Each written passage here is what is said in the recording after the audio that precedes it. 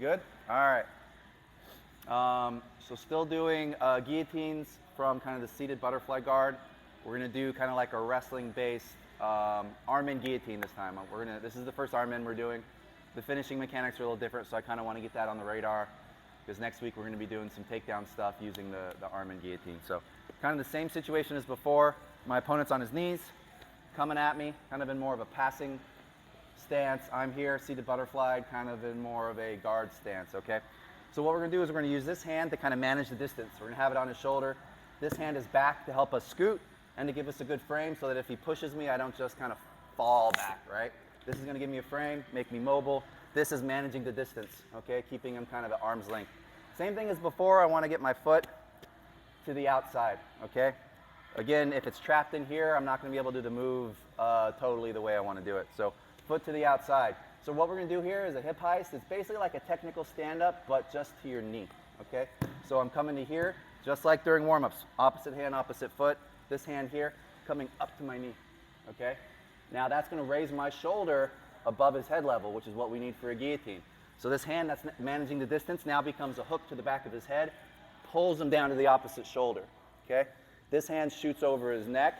I'm coming through and I'm cupping a chin strap, but a deep chin strap, deeper than you would normally go. It's not just here. I want to get my thumb kind of the opposite side of his head.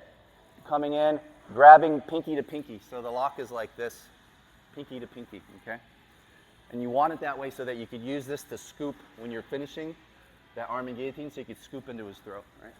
So we're here, locking pinky to pinky. Now I'm going to shoot my knee in across his belly, and I'm going to get my leg up high on his back, okay? So I'm going to loosen up here. So finishing the arm-in guillotine's a little bit different, right? I don't want to stretch him out because look what happens. His head pops out, okay? I got to keep everything crunched. I got to keep my abs crunched, okay? I got to crunch up on it. And then the mechanics for your arm, it's kind of like finishing an ankle lock. Like you pinch your elbow to your side, and you pull this arm up, okay? So you got to get this connection here, and this connection here. So we come to here.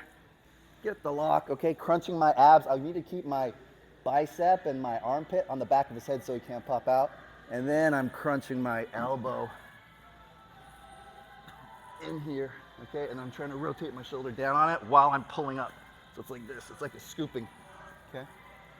Same thing other side. He's on his knees, kind of coming at me. I'm managing the distance. This arm's giving me a good base. I pop up to the hip heist. I scoop the head. I trap his head underneath my shoulder. I come, I get my chin strap, and then I go to my lock, okay?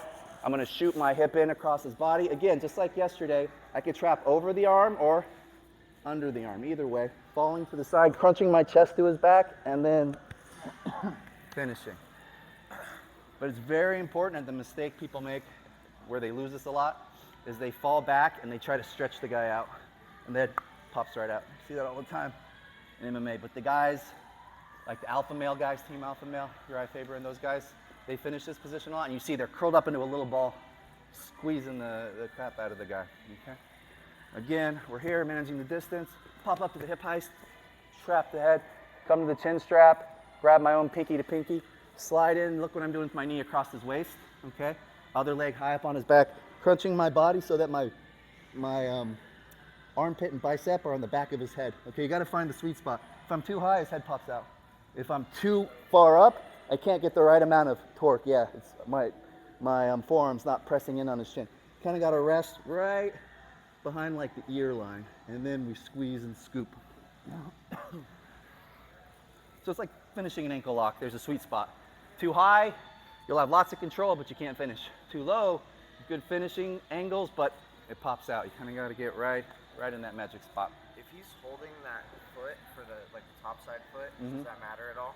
The one kicking over the back or the one across the belly? Yeah, see, if I can't get this across the back, it's going to make it easier for you could push this down and circle around it, right? So if I'm here, yep.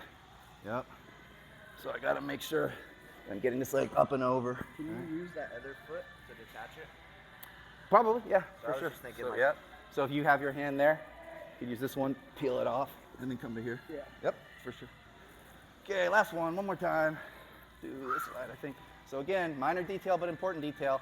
If I try to do this move with my foot on the inside, I'm not going to be able to clear it. He's just going to circle around, right?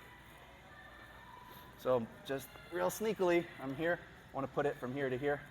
pop up, boom. Grab the head, stick my foot in, get this across the back, crunch my chest, finish the choke, okay? You're gonna be crunching your abs. You'll feel it in your abs. And you'll also feel if you don't crunch your abs, when you squeeze the finish, his head's gonna pop out, okay? Any questions? Need to see it or you good? You good? Okay. Partner up, do it 3 times each side, then switch. 1, 2, 3.